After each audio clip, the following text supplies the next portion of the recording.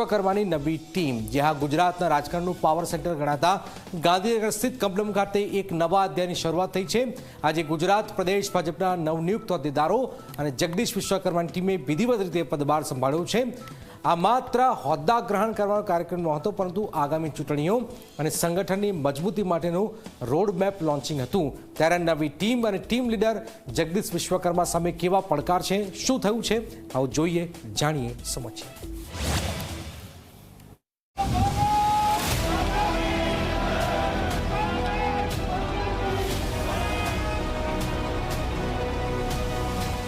ગુજરાત ભાજપ પ્રદેશ અધ્યક્ષ જગદીશ વિશ્વકર્માએ આખરે પોતાની નવી ટીમ સાથે કામગીરી શરૂ કરી દીધી। 2 દિવસ પહેલા જ ભાજપના વિવિધ હોદ્દેદારોની નિમણૂક બાદ હોદ્દેદારોએ ગાંધીનગર કમલમ ખાતે પદ ગ્રહણ કર્યા। ભાજપના પ્રદેશ અધ્યક્ષ તરીકે વિશ્વકર્માને જવાબદારી મળ્યા બાદ પ્રદેશ કક્ષાએ ટીમમાં મોટા ફેરફાર થયા છે। ત્યારે નવા હોદ્દેદારોએ નવા જોમ અને જુસ્સા સાથે કામગીરી કરવાનો સંકલ્પ લઈ લીધો છે। ગત 5 વર્ષ જે યુવા મોરચાના બૂથના કાર્યકર્તાથી લઈને પ્રદેશની જે યુવા મોરચાની ટીમ છે એને જે કરેલી મહેનત છે અને આ મહેનતનું પરિણામ ફળ છે, ત્યારે એ યુવા મોરચાના દરેક કાર્યકર્તાઓ અમારી જે ટર્મ હતી, અમારો જે કાર્યકાળ હતો, એ ખૂબ સારી રીતે કાર્યક્રમથી લઈને ખૂબ સારી રીતે કામ કર્યું છે। એનું પરિણામ આજે મને ભારતીય જનતા પાર્ટીનો મહામંત્રી બનાવ્યો છે અને આવનાર સમયમાં પણ પૂરી તાકાતથી બધા જ કાર્યકર્તાઓ કામે લગીને વધારેમાં વધારે ભારતીય જનતા પાર્ટી મજબૂત થાય એ પ્રકારનું કામ કરે। ગુજરાત ભાજપના નવા સુકાની જગદીશ વિશ્વકર્મા તેમની ટીમ માટે આ સમય કાંટાના તાસ સમાન છે। ભલે ભાજપ પાસે પ્રચંડ બહુમતી હોય, પરંતુ સંગઠન ચલાવવું એક અઘરું કામ બની રહેશે। જગદીશ વિશ્વકર્મા અને તેમની ટીમના પડકારોની વાત કરીએ તો નંબર 1, સંગઠનમાં જૂના અને નવા વચ્ચેનું સંતુલન જાળવી રાખવું। સંગઠનમાં અનેક અનુભવી નેતાઓ છે જેઓ વર્ષોથી પક્ષને સીંચતા આવ્યા છે। નવી ટીમમાં જ્યારે યુવા અને નવા ચહેરાઓનો સમાવેશ થાય છે, ત્યારે જૂના હોદ્દેદારોમાં ઉપેક્ષાનો ભાવ ન જાગે તે જોવું જગદીશ વિશ્વકર્મા માટે સૌથી મોટો પડકાર છે।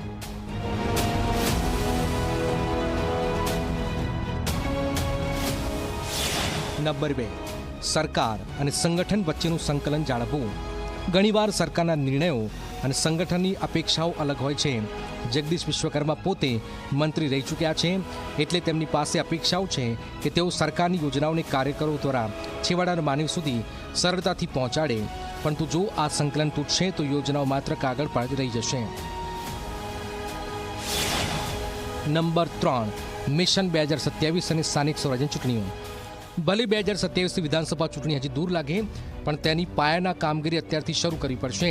તે પહેલાં આવનારી જિલ્લા, તાલુકા પંચાયતો અને પાલિકાઓની ચૂંટણીમાં પક્ષનો દબદબો જાળવી રાખવો, નવા કાર્યકરોને ટિકિટ આપીને જૂનાનો અસંતોષ લાવવો એ લોઢાના ચણા ચાવવા જેવું કામ રહેશે। નંબર 4, જ્ઞાતિગત સમીકરણો અને આંતરિક જૂથવાદ। ગુજરાતના રાજકારણમાં જ્ઞાતિગત સમીકરણો હંમેશા આવી રહ્યા છે। વિપક્ષ ભલે નબળો હોય, પણ પક્ષની અંદર રહેલા જૂથવાદને કાબૂમાં રાખવો એ પ્રદેશ પ્રમુખ તરીકે તેમની ક્ષમતાની સૌથી મોટી કસોટી હશે। નંબર 5, લોકોનો વિશ્વાસ જાળવી રાખવો। ગુજરાતમાં ભાજપ અઢી દાયકાથી વધુ સમયથી શાસનમાં છે।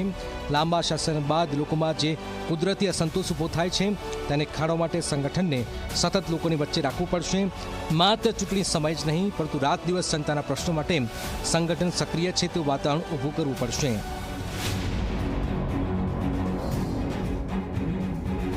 જગદીશ વિશ્વકર્માની નવી ટીમે આજે હોદ્દો તો સંભાળ્યો છે, પણ તેમની ખરી કસોટી ત્યારે થશે કે જ્યારે તેઓ સત્તાના શિખર પર બેઠેલા પક્ષના લાખો કાર્યકરોને ફિલ્ડ પર ઉતારીને ફરીથી જનતાના દ્વાર સુધી પહોંચાડશે।